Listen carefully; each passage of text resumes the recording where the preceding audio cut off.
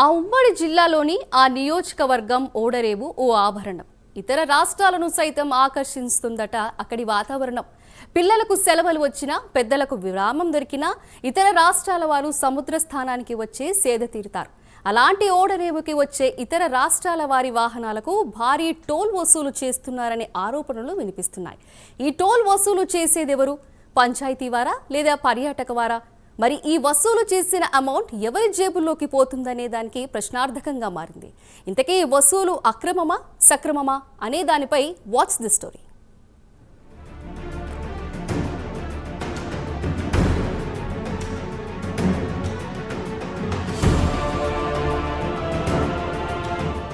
నేటి ఆధునిక యుగంలో మనిషి యాంత్రిక జీవితం గడుపుతున్నాడు.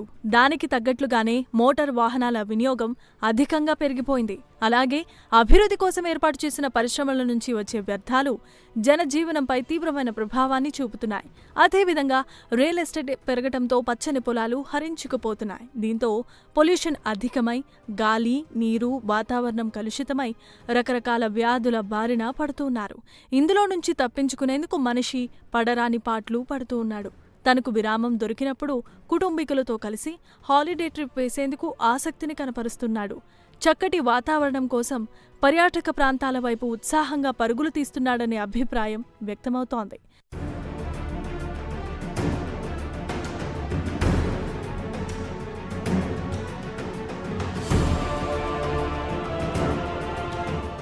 అయితే ఉమ్మడి ప్రకాశం జిల్లా చీరాలలో ఆహ్లాదకరమైన సముద్ర తీర ప్రాంతం ఉంది. ఈ తీర ప్రాంతంలో పర్యాటకులు ఉత్సాహంగా గడపటానికి వస్తూ ఉంటారని స్థానికులు చెబుతున్నారు. అందుకు అవసరమయ్యే వసతులతో ఉన్న రిసార్ట్స్ కూడా అందుబాటులో ఉన్నాయని పేర్కొంటున్నారు. అంతేకాకుండా చీరాల ఓడరేవుకు 2 తెలుగు రాష్ట్రాల నుంచి పర్యాటకులు అధికంగా వస్తూ ఉంటారు. ఇలాంటి పరిస్థితుల్లో సముద్ర తీరానికి వెళ్లే దారిలో కీర్తివారిపాలెం ఓడరేవు గ్రామం వద్ద ఓ టోల్ గేట్ను ఏర్పాటు చేశారు. కాగా ఇతర రాష్ట్రాల నుంచి వచ్చే వాహనాలకు అధికమైన టోల్ ఫీజు వసూళ్లు చేస్తున్నట్లు ఆరోపణలు వినిపిస్తున్నాయి. ఈ వసూళ్లు అక్రమము సక్రమమా అనేది తెలియక పర్యాటకులు ఆందోళన చెందుతున్నారు.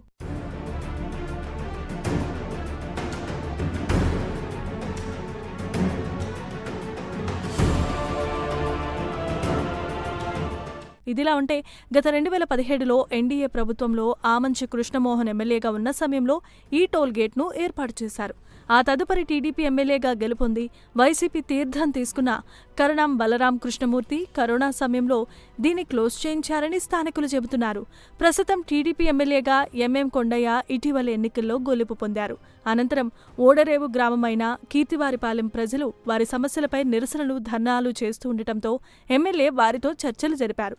గతంలో తమ పంచాయతీ సమస్యలకు ఆసరాగా టోల్గేట్ను నిర్వహిస్తూ పంచాయతీ ఆర్థిక సమస్యలు పరిష్కరించేవారని స్థానికులు పేర్కొంటున్నారు.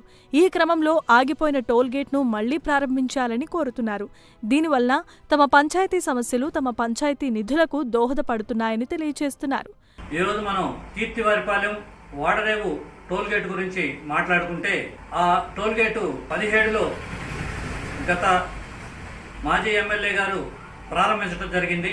అది ఆ తర్వాత దాన్ని నిర్వహణ లోపం వల్ల కొన్ని రాజకీయ కారణాల వల్ల మూసేశారు.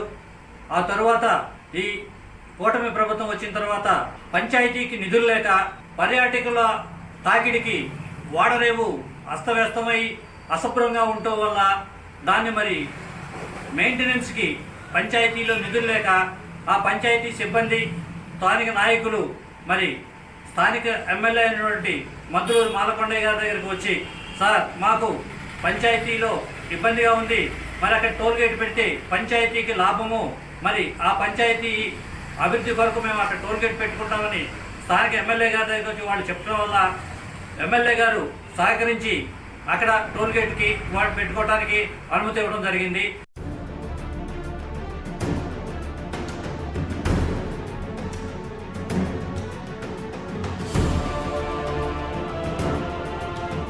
ప్రస్తుత ఎన్డీఏ కూటమి ప్రభుత్వం తమ పంచాయతీల అభివృద్ధి కోసం కృషి చేయాలని విజ్ఞప్తి చేస్తున్నారు.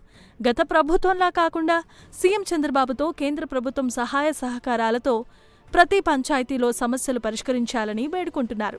అలానే అభివృద్ధి దిశగా జనసేన అధినేత డిప్యూటీ సీఎం పంచాయతీరాజ్ మంత్రి పవన్ కళ్యాణ్ పోరాటం సాగిస్తున్నారని వారు సర్వత్రా అభిప్రాయాన్ని వ్యక్తం చేస్తున్నారు.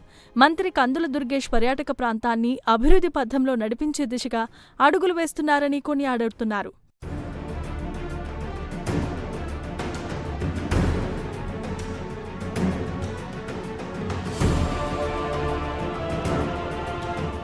ఇకపోతే చీరాల ఓడరేవులోని కీర్తివారిపాలెం వద్ద ఏర్పాటు చేసిన ఈ టోల్ గేట్లో టోల్ బాదుడుపై ప్రభుత్వం ప్రత్యేకమైన ఫోకస్ చేయాల్సిందిగా కోరుతున్నారు.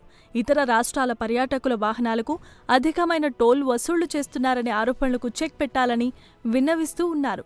ఈ టోల్ గేట్ అక్రమమా లేక సక్రమమా అనేది తేల్చాలని టూరిస్టులు కోరుతున్నారు. అలాగే ఈ నిధులు పంచాయతీకే వాడుతున్నారా లేదా ప్రజలకు చెప్పాలని నెటిజన్స్ కామెంట్స్ చేస్తున్నారు. మరి దీనిపై ప్రభుత్వం ఎలా స్పందిస్తుందో వేచి చూడాలి.